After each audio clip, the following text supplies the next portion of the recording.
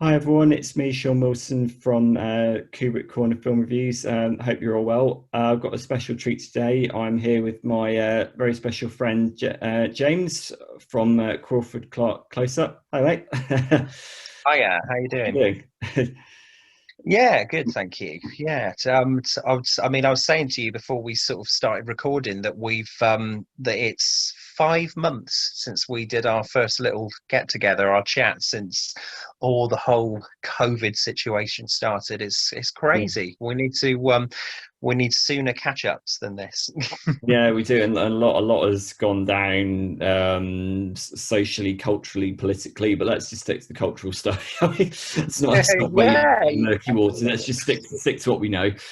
So, yeah, yeah. exactly. Yeah, good idea. So, Yeah, I'd kind of invited you along for this kind of chat as it's kind of the run up to Halloween, this sort of spooky time of the year again. I guess there won't be as many trick or treaters this year, but we can still enjoy some good movies and scary TV shows and things. There's just a couple I wanted to sort of chat to you about, really, because I just kind of had it in my head last night. I was thinking, have we ever really discussed Jonathan Creek? And I know it's random to mhm. talk about something like that, but there are some quite spooky episodes of it. And I just wanted to know where you stood with Jonathan Creek. Can we talk about that firstly? Well, yeah, I love Jonathan Creek I remember Jonathan Creek when it first came out in what 1997. So Yeah, it was. for those who don't know, it's Alan Davis plays the magician's assistant, who is also a bit of a private sleuth on the side, who is often called in to solve apparently impossible crimes. And in the first three series, Caroline Quentin was his sidekick. She played Maddie, the investigative reporter, who was she was very bolshy, whereas he is kind of sort of introverted and nerdy. And those sort of first three series were the best. I mean, they were brilliant. The chemistry between the two of them was fantastic. But I was just going to say they played off really well against each other, didn't they? yeah, very, very spiky, antagonistic, but then it did develop into something else. But you're right, they were actually scary because when they started, I was about 10 years old, and I remember some of them were actually very, very, very menacing. The Yeah. one that I remember, I think my mum had to cover my eyes up at one point actually because it was genuinely that. It means that David Rennick, who did One Foot in the Grave, he's obviously got a fondness for the macabre and the spooky, and obviously he's got a love Yeah. locked room mysteries, Agatha Christie style mysteries, and so on. But there's an episode, I think it was in the Caroline Quentin's final series. This would have been I think I 1989. know what you're going to say Yeah. before you say it. I hope it's the one I'm thinking of. It's the eyes of Tiresias Yes. with the old woman who it had That whose still dreams scares me. her dreams appear to be manifesting. She's a devotee of Greek mythology, and she appears to be able to predict the future, including, as it turns out, her own death at the hands of a one-eyed man with a sword. And when I hate it. I can't watch. I that literally is have to go like that. it's genuinely frightening. I remember watching that on the TV for the first time. It must have been about 98, 99. So I was probably only about 12 Yeah. at the time. And it's as frightening as the properly scary horror films. It's really well staged and really well It's done. such a But it's such a clever build up, isn't it? Because you've yeah, got the different because it starts very sort of I don't know, just um just like something that you're not really expecting, and it's the slow build up and the different ways that the mystery kind of comes together. mm, I think it's very clever. It's I did like a I don't know, like a ranking video, I guess, of the Jonathan Creek episodes, and I'm sure that one must have been in like the top three for me of mm. my favorite ones. Because if we're going to put one on, that's it's either that one or for me, I was I gonna say still love it. Black Canary, the Yes, Christmas one, with Hannah Gordon. That's a fantastic one as well. It's yeah, so clever. But, that is good. I do like in series one I like Jack in the Box yeah, yeah, with Frank, I was almost Vicar gonna of give away Dibley. the reveal. Then I have to stop. I try not to spoil what the reveal is for this. Yeah, I just think that one is I think that one's really clever, but I still think my favorite and one that I would just go back to anytime is Danse Macabre Skeleton from series costume. 2. I Yeah, just think that's yeah, so clever. I think it's yeah, really clever, that one. yeah. Um, but there's also another one I like as well, which is actually after Caroline Quentin left, Mm, which was like like the room in the attic in this spooky house. I think it's called mm. The Grinning Man Grinning man. There's the With paintings Sheridan on the Smith. wall. Yeah, yeah, Yeah, yeah, that's one of my favorites as well. mm, There's something very unsettling about that one. mm. Yeah, yeah. And you get the classic reveal where Alan Davies, Jonathan just threads everything together in the classic like Poirot Marple tradition. It often takes place around a fireplace with all the main sort of culprits, Yeah, like sort of people under investigation, all kind of grouped together, and you get the steady like unwinding of what's actually happened. And then more often than not, you're just like, oh, that particularly in the early series, you're like, oh, that's smart. That's yeah, really clever, like really classic Agatha Christie like tradition. It's like I really should have seen that coming, and I didn't. Like, so, yeah, yeah, completely. Um, it just actually made me think as well. The last episode of the first series is the House of Monkeys mm, with Annette Crosby from obviously Victor Meldrew's long suffering screen wife from One Foot in the Grave. But mm. there's a there's a line in that I just find so funny where it's not really a spoiler to give it away, but for those who haven't seen it, but Alan Davies, Jonathan Creek is sort of retiring to bed for the evening, and this one particular monkey decides, well, it goes a bit ballistic, and it sort of jumps out at him, and he ends up falling right down the staircase. And sort of Maddie wakes up and says, "What's wrong? What happened?" And he says he just sort of went ape shit. And I mean, it just makes me laugh every single time. there's the classic because they are very funny because David Rannick is a brilliant comic writer because he wrote so Yeah. many of the sketches for the two Ronnies as well. Oh right. Okay. The Mastermind sketch, he wrote the Mastermind sketch for the two Ronnies, I Oh, believe, brilliant. which is just one of the best comic sketches of all time. So he is Yeah. a fabulous comic writer, and the way he's able to meld that humor and menace in each individual episode, particularly early on. I think Jonathan Creek got weaker as it went on, but the first three Oh, seasons definitely. are Yeah, it amazing. did. Yeah. Yeah, no, they were definitely, those first three series in particular were really good, were really well done. Another show actually, which this is a bit of a, well, it's not really a teaser because I've announced it already, but the first video that I'm going to do for my sort of Halloween horror segment this year is a series about Inside Number Nine. I don't know if you've ever seen it, with a I sort haven't. of sort of show that um, Reece Shearsmith and Steve Pemberton did, obviously, the Mm. creators of League of Gentlemen and Psychoville. I've not really seen much League of Gentlemen or Psychoville, really, but Inside Number Nine is very clever. There's some really clever episodes in that. Does this allow me to do my Papa Lazaro impression from the League of Gentlemen? Yeah, carry on. Hello, Dave. Is my wife now, Dave? So that's really like the only line. I don't know the League of Gentlemen. Hello, Dave.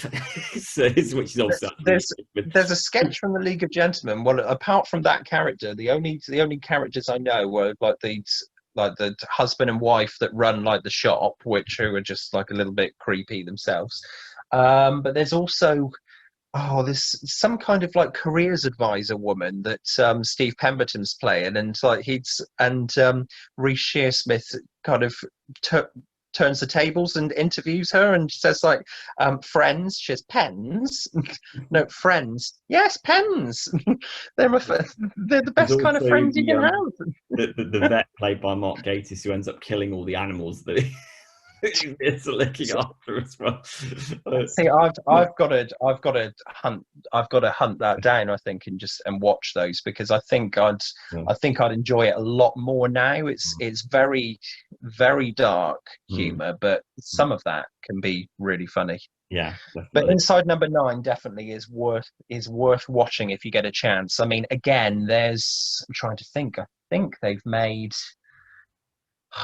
think it's 4 series of it now. There's normally about 6 episodes per series, but there's some really, really clever ones, and each story focuses around the number 9, hence the title Inside Number 9, but it can be a whole array of different things. So the number 9 could be like the number for a restaurant, for example, or a number 9 could be like the flat where somebody lives, and it's different tales, but Steve Pemberton and Reece Shearsmith are in each story, basically, playing whichever characters they're playing. But there's some really, really good ones, and one, again, with Sheridan Smith, actually, who we've already talked about, which is a brilliant episode. It's just comes out of nowhere, and the shock at the end, and it's a real twist that you're just not expecting. Yeah. It's really good. It's well worth watching if you haven't seen any. Yeah, definitely. Didn't Daniel Kaluuya turn up in that, or was it Daniel Kaluuya from Get Out, or was that Psychoville? I'm sure he turned up in one of their I'm trying to shows. think. It might have been Psychoville, actually. I might have to go and double check that. It might only have been one episode. I've got a feeling it's probably Psychoville, because I don't remember seeing him in that. I might be wrong, but I think it's probably Psychoville in that case. Yeah. Okay, well, something that I sort of asked you about as well that I wanted to talk about is some kind of recommendations, sort of horror recommendations, because I was having a look. I was sort of making a list for myself last night, and I know it's quite late into the month of October now, but I'm thinking, right, it's a week till Halloween. What scary films or thrillers, anything like that, I need some recommendations for things that I might not have seen. Is there anything that you can think of that you particularly like, that you think I would like? Well, there's 2 new horror releases that are one is already out, one is coming out on the 30th of October, I believe. So the first one that's already out is Saint Maud. Which is directed by Rose Glass. It's the feature film debut from Rose Glass, and I had the privilege of interviewing her. Actually, she was brilliant.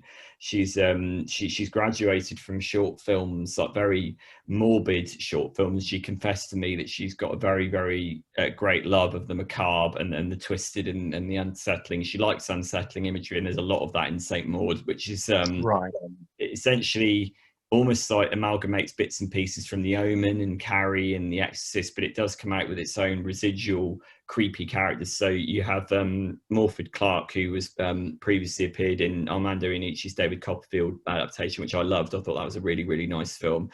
She is extraordinary in this. She is basically a palliative nurse with a murky past that's only teased out across the course of the narrative, and she becomes the carer to this critically ill ex-dancer played by Jennifer Ely, who is apparently intent on living a life of sin, even though she is critically ill. She smokes, she drinks too much, she has people over that's not really supposed to happen. And Maud becomes convinced that she is on some kind of destiny to save this apparently sinful woman's soul. And it's all about teasing out the motivations behind that. Why is Maud doing this? Is this a pious thing, or is there a kind of darker demonic impulse going on underneath? It's very, very good. The 2 central performances are brilliant, and it's got a really arresting, shadowy atmosphere to it. It's very confidently made for a feature film. It's very, very good.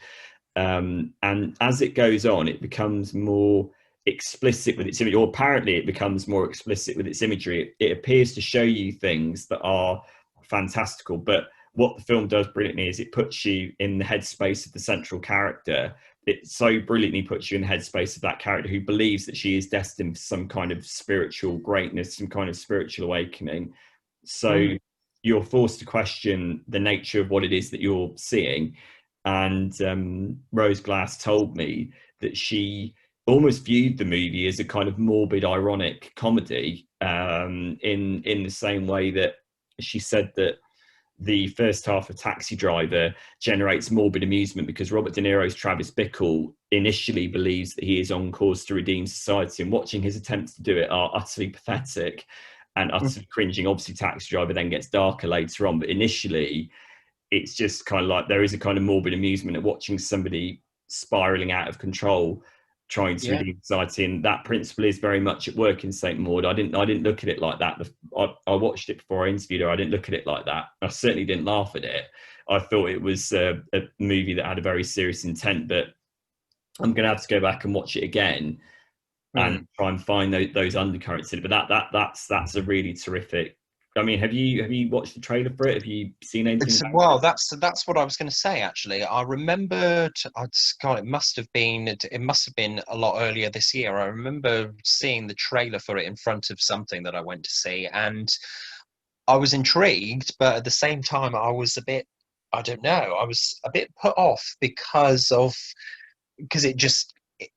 I had a feeling that it was going to be quite grotesque in some of its imagery, just like very sort of full on and quite bloody, I guess, in that respect. So I was kind of looking at it thinking, "Oh, I'm intrigued, but I don't know how I'm going to get on with this." It's not that bloody. There are some nasty moments in it, and there is one moment that made me wince. It's particularly Right. there is at least one moment, but it's not gory. It's more about the air of psychological disturbance, really. Mm. So in the manner of like classic psychological horror films, with a religious undercurrent going right the way through it, Yeah. which is really interesting. I mean, the other film that's coming out on the 30th of October is Relic, which is directed by another woman making her feature film debut, is Natalie Erica James. Again, someone else who I got to speak to, and who again was fantastic. I asked both her and Rose Glass about the presence of women breaking into horror films, and they said, well, it's not something to do with gender so much as horror films allow people to do a really kind of unfettered imaginative storytelling, and it just so happens that she and Rose Glass have been attracted as women to their respective materials. They both sort of downplayed the idea of women breaking into horror, but they said that horror is a very, very fertile environment for first-time directors. It allows them to basically follow these really creative ideas, and it's no surprise that a feature film debut would be a horror movie. Relic is a really interesting film that fuses a story of dementia with the supernatural. So you basically have three generations of women, a grandmother, a mother, and a daughter. The grandmother is suffering from dementia, and at the beginning of the movie has disappeared from her home, and it's set in Australia.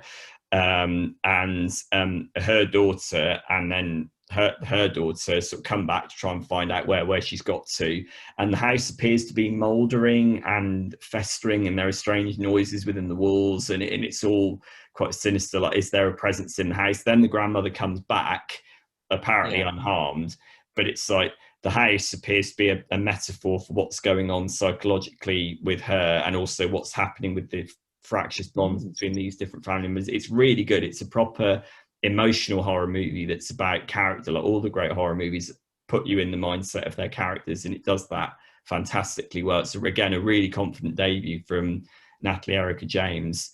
And they're I'm going to have to look out for those, definitely. Yeah. yeah, I mean the performances are brilliant. Robin Nevin, Emily Mortimer, and Bella Heathcote as the three different generations of women are all superb and play off each other very well. It is creepy, not jumpy creepy, which is what I really liked. It's a very restrained, slow burn kind of menace, a ghostly kind of menace, but it does have an emotional kick as well.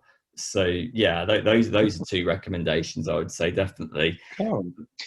Right. Well, there's a couple that I'm sure you've seen already. To be honest with you, I'd be surprised if you haven't seen the ones that sort of came to my mind. But there's the ones that have particularly impressed me over the last few years. First is again from a female director, from Jennifer Kent, The Babadook, Mm-hmm. which is one of the most unsettling experiences I've had watching that kind of film.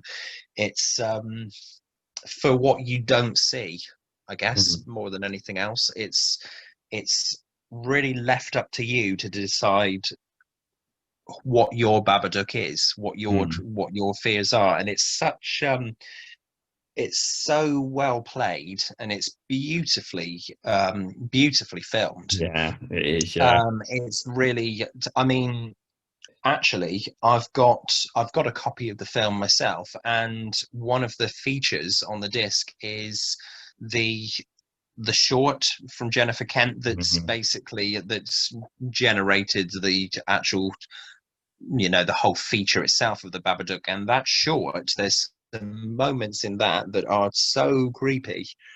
Um, yeah, I mean, combined, it's a great experience. I think it's so well done. It's one of my favorite sort of horror films, if you like. Not that I guess it's hard to pinpoint it down into one genre. It's horror and drama, really, I suppose, isn't it? Relic bears a lot of comparison to the Babadook. Actually, if you like the Babadook, you'll like Relic. The idea is that Right.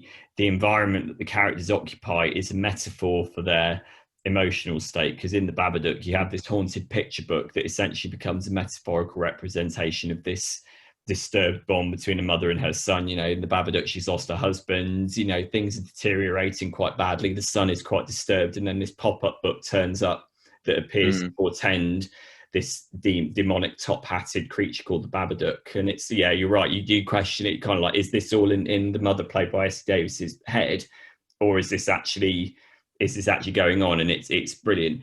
I mean, also, I mean, I've brought him up twice now, but the design of the Babadook did remind me a lot of Hello Dave. He looks a lot like Yeah, no, Papa that's true. I mean, yeah, for me there's particular moments within it that are just chilling, like where yeah. she's standing, so doing something so mundane as like the washing up in the kitchen, and Mm. she's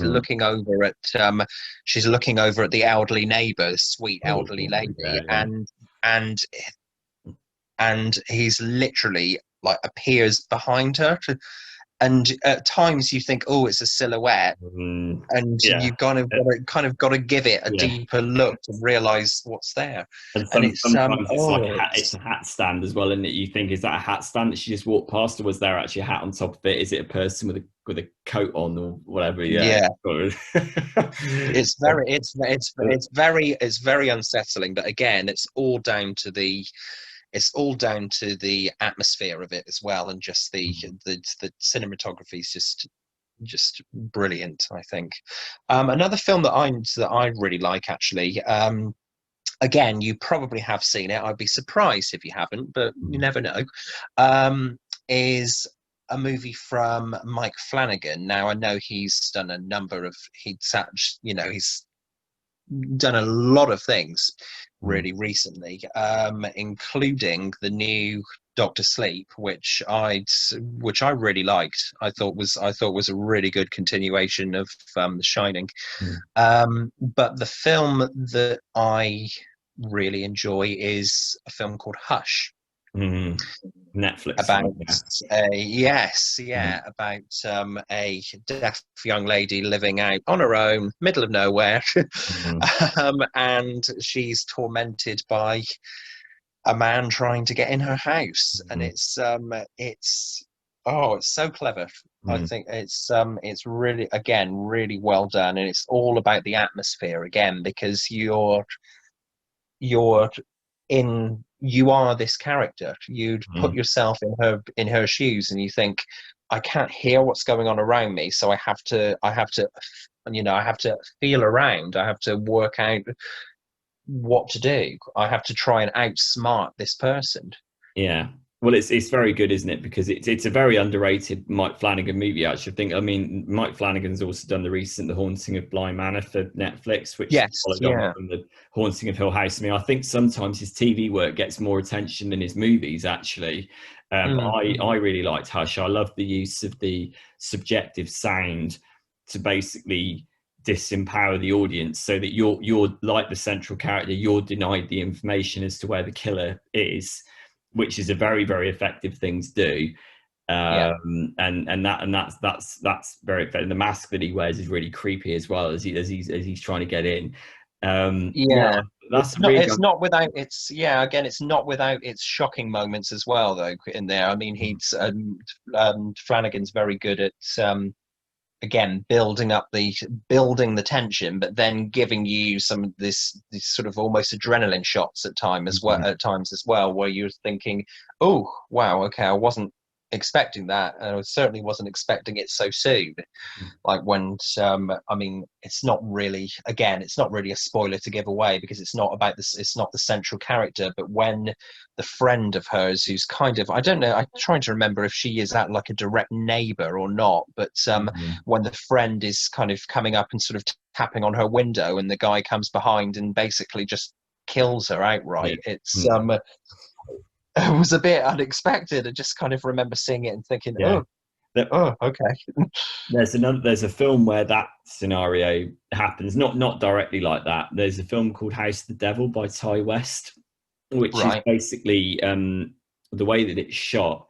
It's aping the style of 80s horror films, so it looks very grainy. There are lots of like zooms, so there's lots of like authentic like period detail, like characters are listening to Walkmans and everything like that. But it's basically about this so-called satanic panic that swept the America in the 1980s. The fact that people were terrified of like devil worshippers at loose in suburbia and everything like that. And a young woman is asked to almost babysit, not so much babysit, but like keep an eye out on this elderly woman in this very, very old, creaky house by this creepy, like weird couple. There's something off about them. You're not quite sure what it is, and there's an eclipse coming, and you're like, okay, where's this going?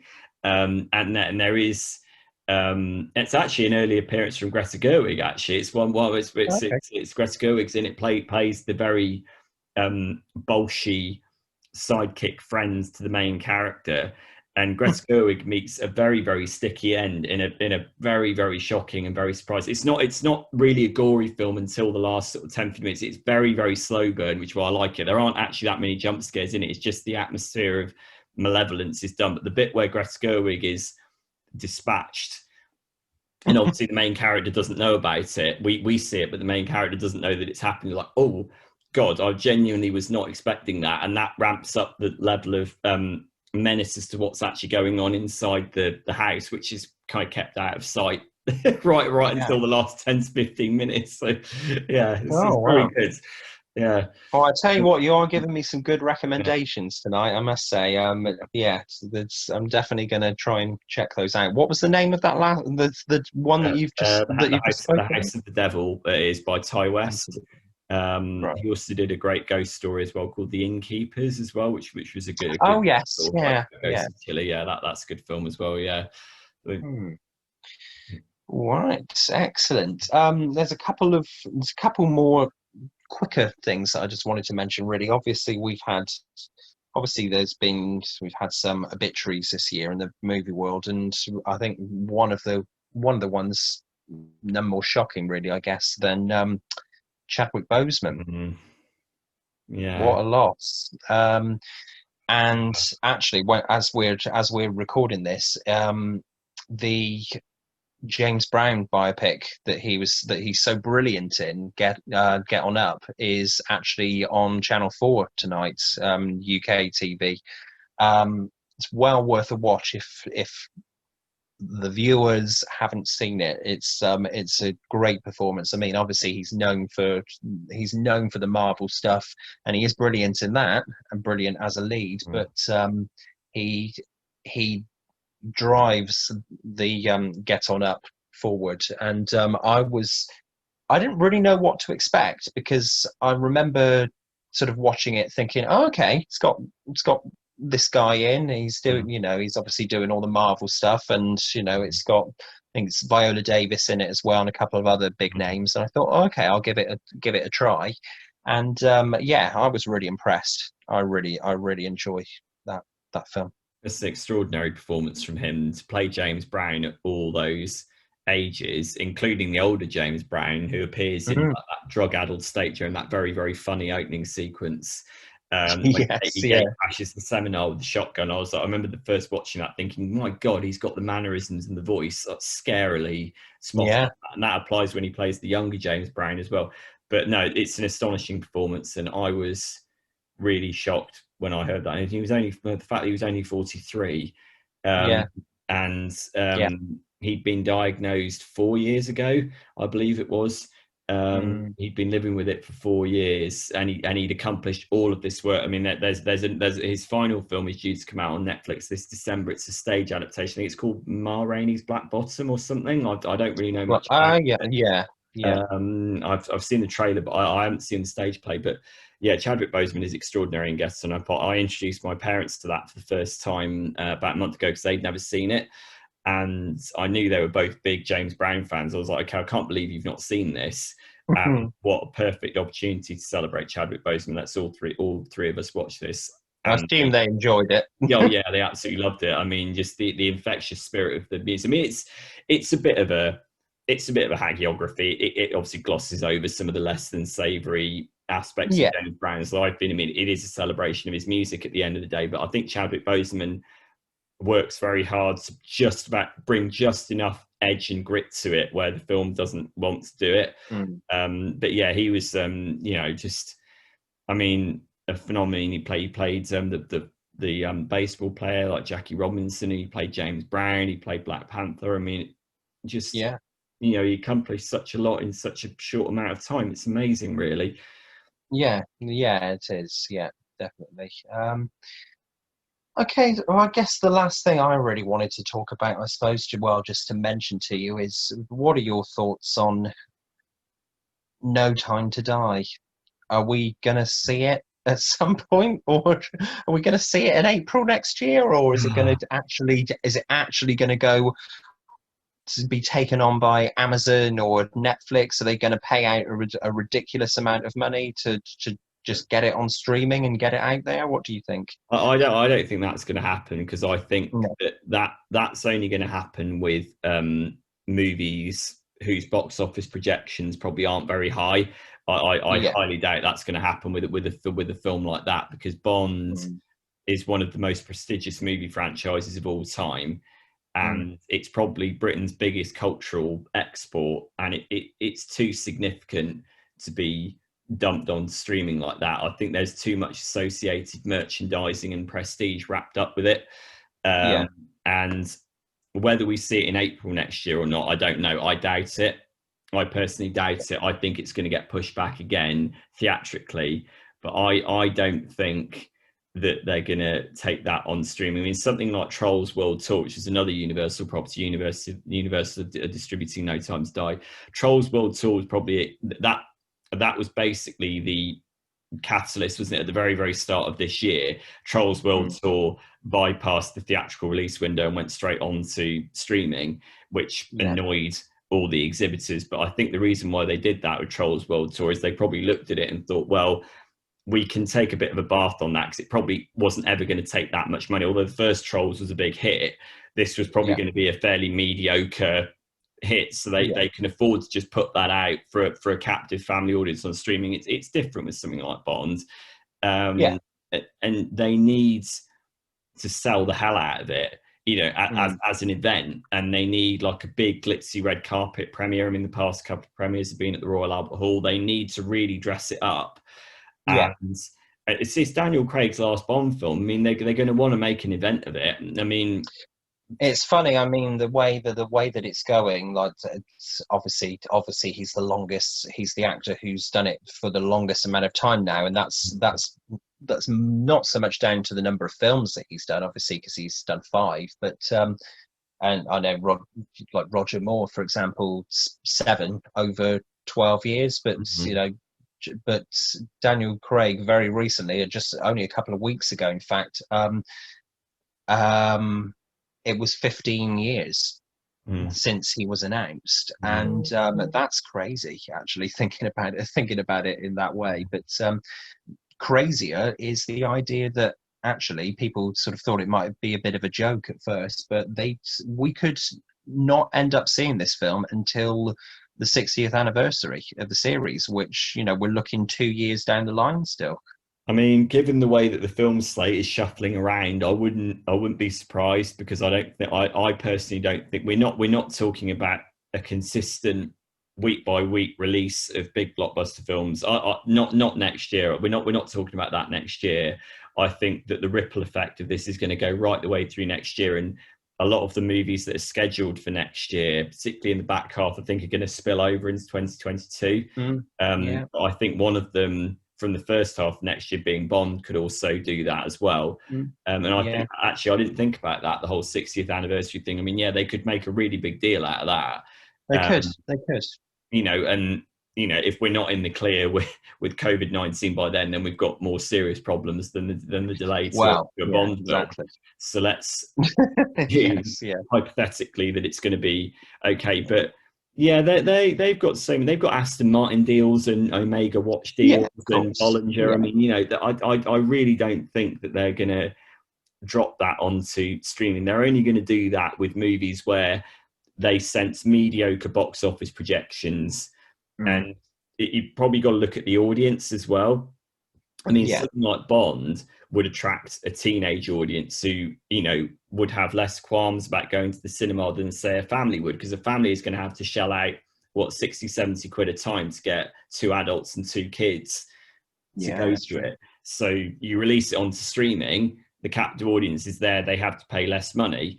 Although that didn't happen with the Mulan, Disney's recent Mulan experiment obviously didn't pay off, but that's why they're now releasing Pixar's movie Soul on Christmas Day without that premium price tag. Yeah, that's another that I am looking forward to. Actually, Yeah. I did watch it. I did watch your review of that, and it's yeah, just kind of going off on a tangent a bit, but yeah, that's another one. It's another one I'm looking forward to, because personally, the last Pixar movie that I really loved was Coco. I loved it. I fell in love with that film completely. And I know that there's been quite a lot of praise for Soul, but then similarly to the way that you kind of balanced out your review, I could hear echoes of other reviews that I've heard about the film saying that Mhm. it's whilst visually it's very impressive, there are parts of the storytelling that kind of make you wonder what they were trying to achieve with the story. Narratively, it's not very well focused. I think there are a lot of good ideas in there, but they all circulate around, and neither one of them is settled on for any great length of time. And as I said in my review, I think it gets confused as to how serious and how silly it wants to play its own material. Really, it is interesting that Disney have ditched the premium price tag that they put on the front of Mulan. I mean, that said something about streaming. People are not willing to pay upfront prices like that for a Yeah. streaming service. So people want streaming, but they don't want to pay through the nose for it. I think that's a very, very interesting business outcome from this year. So I Mm. mean, that's probably going to apply to any and all other movies going on to streaming, and there will obviously be more and more of them in the coming years. But to go back to Yeah. Bond, I don't think they'll do that. I think they'll delay it again, because I think they Yeah. can see the audience coming. I mean, clearly there's an audience there. It's Bond, so Yeah.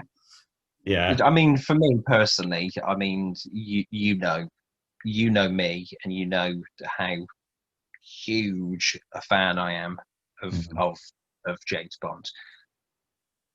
The last delay really really made me cross, Mhm. and in a really selfish way, because I was really looking forward to it. I thought, right, end of the year, it's been a Mhm. crappy year, it'll be really nice to get bums back on seats. But looking at it now, it's obvious, it was obvious that it wasn't going to be coming out at the end of this year. Yeah. And I've made peace with that, really. But it is very frustrating, given that they've done so much marketing for it and they've brought so much out already, that you Mhm. kind of, I don't feel like I know too much about about the plot itself, but visually I think it looks really strong. And I think finally it's going to buck the trend of, like, the actors' last films in the series and usually being a bit of a dud. I think, Yeah. if this really is Daniel Craig's last, I think he's going to go out on a high one.